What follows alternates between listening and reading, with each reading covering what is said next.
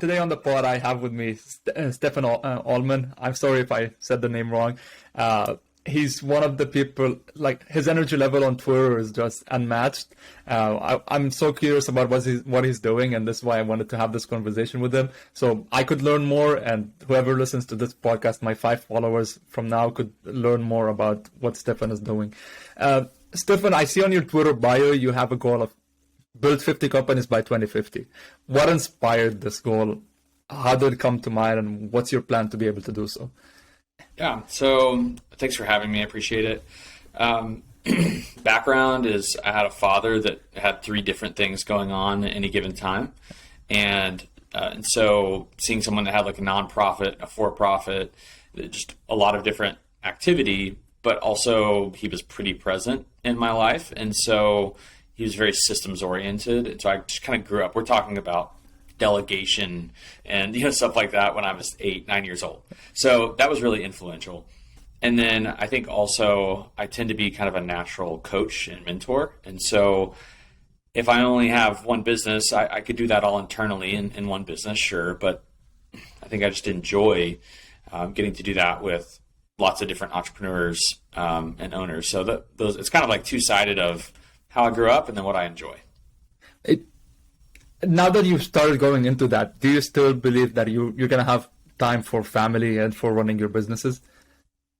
Yeah, I have 3 kids already. So I've been married 9 years and have 3 kids. My oldest just turned 4, so it's crazy right now. And I think I've built my life and the businesses in such a way that I can accomplish that. I think what that requires, so I'm 33 now.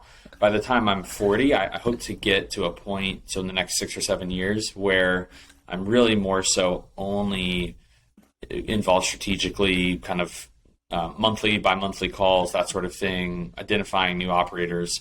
I'm still a little more involved in some of the businesses than I want to be long term. And so in order to accomplish that, what you're asking, I have to continue to take those steps. It takes a lot of trust to start a company, put some money into it, and delegate it to an operator. How do you deal with that? Like, how do you, like, if I'm building a business or I'm starting something, I'm waking up at 2 a.m. thinking about it. Like, how are you giving it to an operator and like dealing with that? Some of them I've known for a long time. Some of them I've met over Twitter, actually. So it really just is building a relationship with someone and building trust over the course of time. Also getting third-party feedback, from other people on those operators, if I can, finding, mutual friends and things like that to get information about them and kind of what other people's perspectives are. So there's no magic silver bullet right to that, and it's gone poorly at times.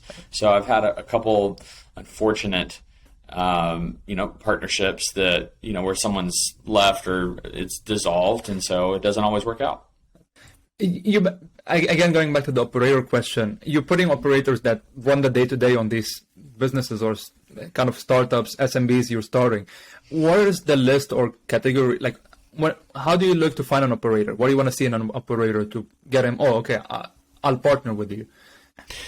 Yeah, ultimately, really just 2 things, if I'm trying to oversimplify. One is a high degree of ownership, or like they feel responsible, and then 2 is that their day in and day out is operating in like a pre-existing zone of genius. So it's something that they're already good at, they already have tendencies towards or experience in.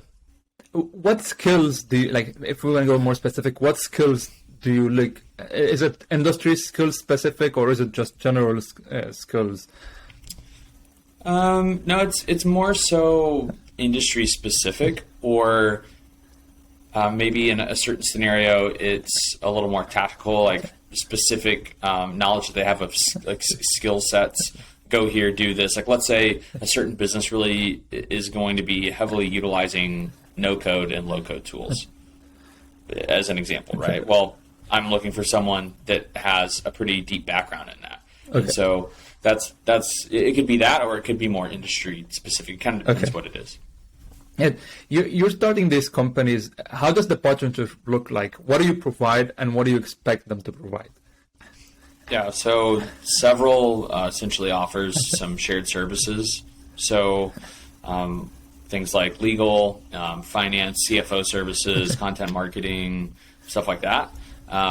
And there's not a fee charged to the operating company for that. So that's eaten inside of several essentially, which is part of what justifies kind of where I sit on the cap table. And then at this point, I do own 50% of a couple businesses, but I really don't want to anymore. And so anything that's kind of net new, I typically am sitting somewhere between oftentimes 20 and 33%, something like that.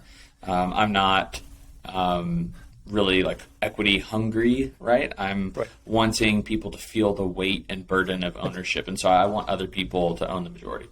If you're going for 20-30% of ownership, how do you then, let's say something's going south or not working, how do you control the events in such a situation?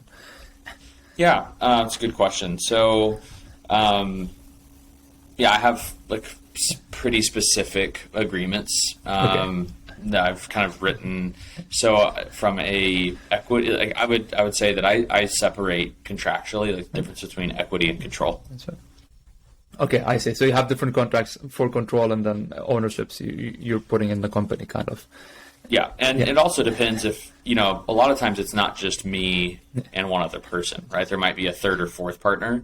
Right. And so that can look different based on that scenario.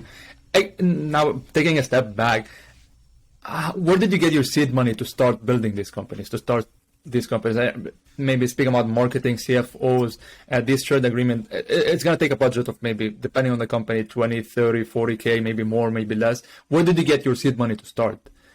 Yeah, do you mean 20, 30, 40K to get started? Yes. Is that what you're saying? Yeah, and it's like at your first company, starting your first company, where did you get your seed money to launch that? Yeah, so a lot of the businesses are pretty lean to start. And then there's different scenarios on whether operators have a salary or don't. There's different dependencies and how those are structured and negotiated. But essentially, I was head of sales at a software company that was acquired. I didn't have equity in that company. I was compensated well and had saved up. Quite kind of a nest egg, if you will, that allowed me to have the flexibility to go ahead and start some businesses. And really, like the first one started to kind of cash flow the second one, right? So it's just kind of like a roll forward progressive thing. Right. I didn't have some large liquidity event, and I don't have any family money. So it's been lean, right? Like I've done it, and that's why several is all just starting from scratch, and most of them have been pretty lean to start. Right. And the reason I'm asking is I'm curious too, because I'm a person, I've been on Twitter since the pandemic started, past 3-4 years, listening to podcasts. I'm trying to figure out what I want to do. I want to build my startup, tried building that, failed a couple of times. Looking at SMBs, purchasing SMBs, do I want to go and get this hefty loan and put it on my name and get a personal guarantee? So I'm trying to understand, like, how did you start and like, did you need a huge capital amount? And from an understanding, you started really lean and simple, and each company you started went and cash flowed the other. Correct. Yeah. I mean, that's really more so kind of how that has progressed. And it was out of necessity, right? I really didn't have a significant amount of capital to start the first business. And I think really the magic was patience. Right. I know you, according to my research and your couple of tweets, you're at 11 businesses across 17 partners. Is that true? Is it still true that you add another business from the time you posted that tweet? It's right around there. Right. Yeah. How is that? Like, do you have a goal of like a profit goal, revenue goal? Like, what's your goals on the long term? Yeah, I don't really have a goal holistically across the portfolio companies, because I'll say this, because I know that the cap tables and what the businesses are just so very different. Right. I'll say this, I more so have goals for each of the operating companies, and I kind of view it like I don't want to get involved now, especially kind of going forward. I don't really want to get involved in a business if by year 2 or 3 I can't be like personally from like a several perspective make six figures a year. Okay.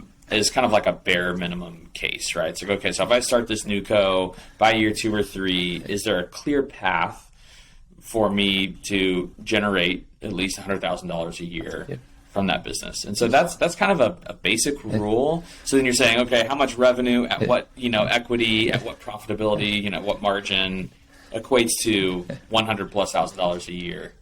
So. Right. And a really interesting thing, I was speaking to Clint Force. He's a broker on Twitter. He's becoming more famous. And we had a chat. He asked me, what's your goal? And I'm like, my goal is to one day have a net worth of $15 to $20 million. And he opened my eyes to something that, what if we have inflation like we're happening right now? And now the value of this $20 million is $5 or $10 million. What are you going to do about it? Totally. Yeah. So that flipped my view into thinking, okay, now I don't want to think in terms of net. I want to have 3 to 4 times of what my living expenses is to be able to live comfortably. And this is a really interesting insight he gave me. Yeah. And I can go there and think that way too. I mean, I appreciate that point. But I think right now where everything's at, like things are going very well. I don't really want to apply this like top down goal that might, make me put undue pressure on certain businesses just to reach some number at a certain point. But I would say for being 33 and for, running several for 4 years, I'm really happy where things are at. I mean, this is a thing. I mean, in entrepreneurship, a lot of people go through the hustle, work 25 hours a day, do whatever. And some other people are like, okay, no, I'm going to go for the happy life. I choose to spend this time with my family. I want to work on businesses I enjoy. And this is something to really look into. I was reading one of your tweets, and you had a meeting with someone that you were thinking about, okay, how do I figure out I want to add a new company? And you had a list of, okay, is there significant TAM?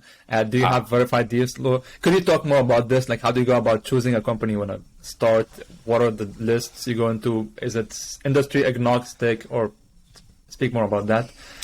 Yep. So from an industry perspective, I'm really just an opportunist. I would say that I don't really foresee myself getting involved in very advanced technologies. So I'm probably not going to start a company that is using GPT-3, something crazy AI, this or that. I'm looking for large TAMs where I can verify. I know how deal flow is going to be sourced. Like where are these leads and clients going to come from? Like what can we kind of verify that before we even start an entity? And then how is it going to be serviced? Did I find the right partners that can execute as those deals come in the door? And is it something that can withstand the test of time? So I don't think that I think that marketing agencies will exist for the next 50 plus years, right? I'm not really worried about that. In some way, shape, or form, different things will be necessary, different skill sets. But in general, I think marketing agencies will exist, right? Will an AI software for logistics always really be needed? I don't know. I don't know what's going to happen, from like a hardware perspective, and like there's so many different things that could change that. So I tend to shy away from very, very technical businesses. Okay.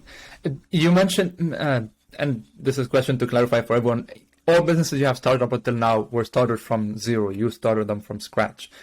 Are you looking into buying an existing business? How is this going for you? Yeah, so I've offered on 2 businesses that I didn't get, which is fine. I'm glad actually that those didn't work out at the time. And then I'm in the middle right now of I've offered on another that's very small. It's kind of a strategic data play sort of for an existing business that would make a lot of sense. And then I'm really starting to ramp up an interest in buying. Again, I'm an opportunist. So I see opportunity and I want to find a way to go grab that opportunity, right? And in general, just like the rest of Twitter, sees a lot of opportunity with a lot of businesses that you can go buy, right? So I'm in that group of saying, hey, I think I would be overlooking opportunity to not buy. So I will eventually buy. And what's your strategy to buying? Are you going to go get an SBA loan? Are you going to put in upfront cash? Like, what do you feel comfortable doing? It depends what it is. It depends how large it is, right? So this one acquisition I'm talking about, I've already offered on, is under $100,000. It's very small. That's right. So I'm going to probably buy that in cash. And with one other partner who I already partner with on something else. So there's that, right? Let's say it's larger. Let's say, it's $1 million of EBITDA, something like that. On certain businesses, again, this gets a little more industry specific, and there's so many different parameters, and it's hard to say. I'm open to leveraging SBA, but so my wife and I came from over $100,000 in student loan debt, and that's like a kind of like a topic of ours, and we actually have a nonprofit related to that now. And so I would say that I tend to gravitate towards using low leverage on an acquisition. Okay. And right where I wanted to jump into, several ventures. You have a couple of companies that fall under too. One of them is helping students that have debts figure out what they're going to do with their debts. Could you explain more about this specific company? And then after that, could you go and speak more about 2 or 3 companies you have at several ventures? What makes them special? Why did you start them? Sure. So what you're referring to related to the student loans is a nonprofit, and so it's technically not a part of several ventures. And the reason that we created that, my wife and I, which has been really fun to work on that with my wife, is that we want to help people that are in significant student loan debt kind of accelerate. Like, we're not going to pay it all off completely. And we also don't just provide money. We also provide education on a quarterly basis and just kind of upskill, that sort of thing. And we believe that a lot of student loan lending in America is predatory in nature and shouldn't have ever happened, or shouldn't have happened at the rates and the structuring. And so it's kind of a nasty industry ultimately. And so we just want to do our little part in helping people that are in really, really hard situations. And going off that, I don't know if you listened to the All In podcast. They spoke about it a couple of episodes ago, that people are being offered loans to go pursue degrees that won't get them the return to cover these loans. And based on the amount of loans the government has been backing, these universities, they're jacking up their prices. And I mean, if we go back to what prices for going to universities long time ago and now, it's becoming hefty for students. So I definitely appreciate you on working on solving something like that. In several ventures, what are 2, 3 companies that you're like, this is a company I started, talk to me about 2 or 3 companies in several ventures. Sure.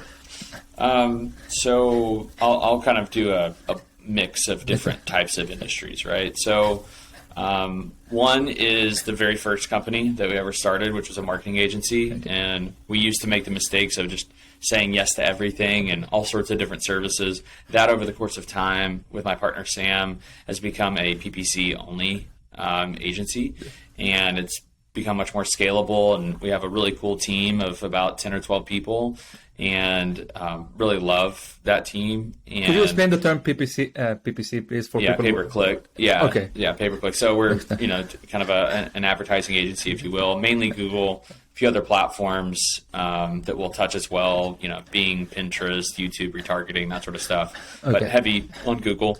And it's not that complicated of a business.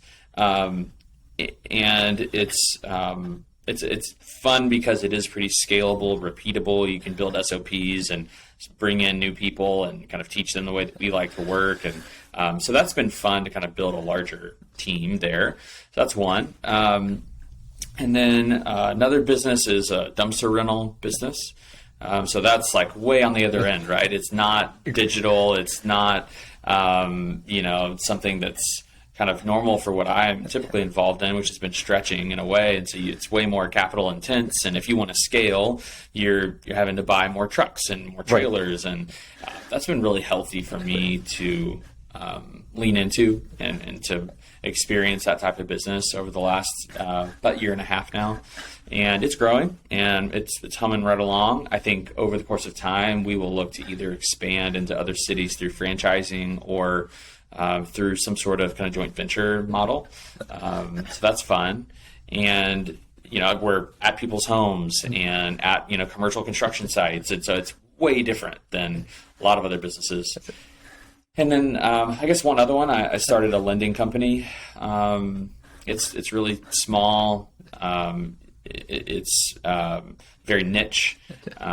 And that also has been interesting and stretching because I'd never been involved in anything like that previously. Right. And I've started to do a few of those things where I'm kind of getting outside the norm a little bit. And I've enjoyed that because it's kind of intellectually and mentally stretching. I love that. You mentioned you have 3 companies in different industries. You have 11 companies under your Holdco.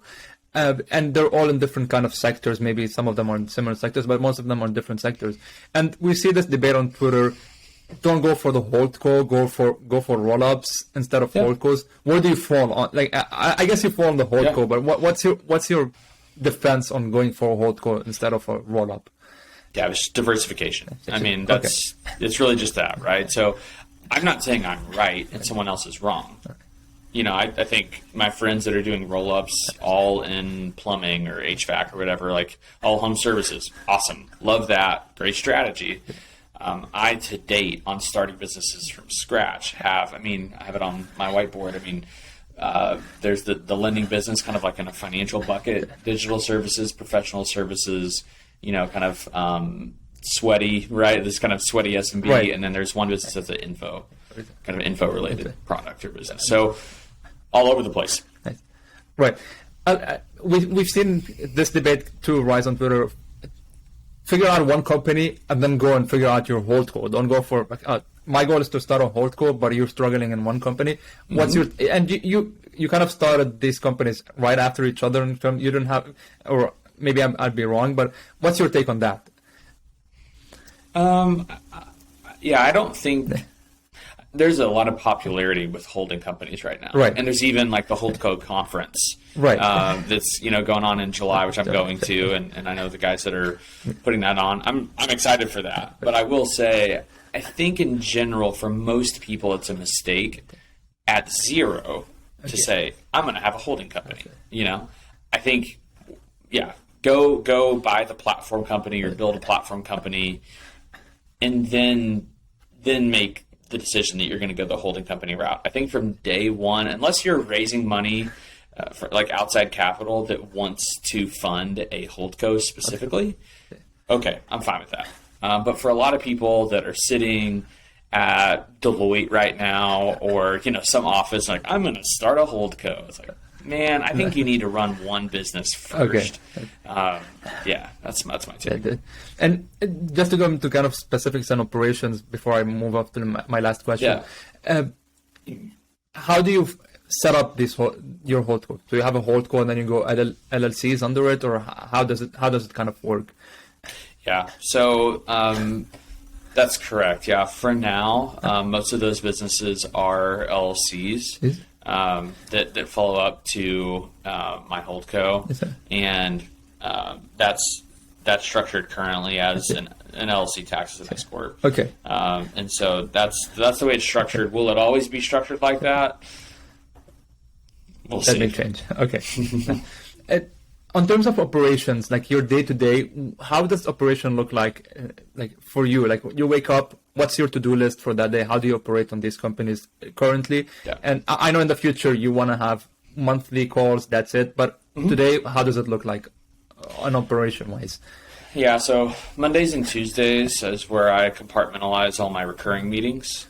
I shifted to that this year, and that's been really helpful. So Mondays and Tuesdays is where I place any recurring meetings, whether it could be with a client of a portfolio company or team meetings or whatever it is.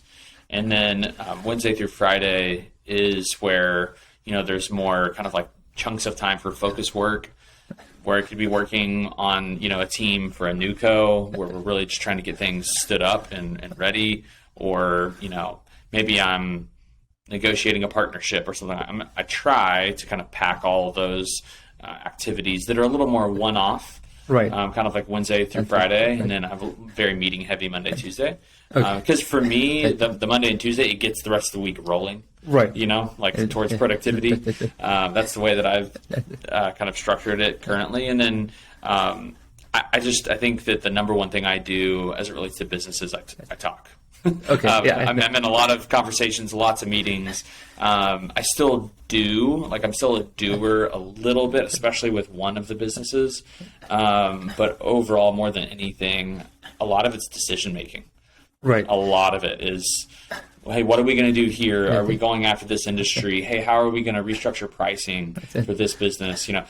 Lots of strategy, conversations, and decisions.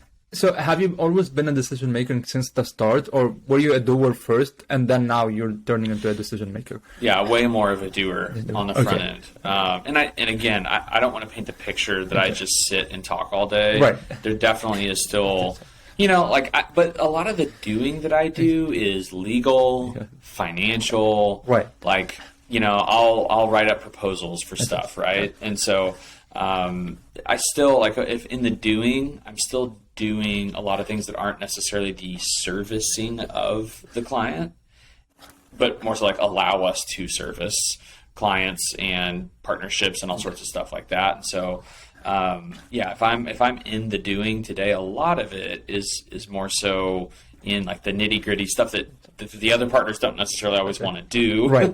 That I don't mind and I kind of nerd out on. So.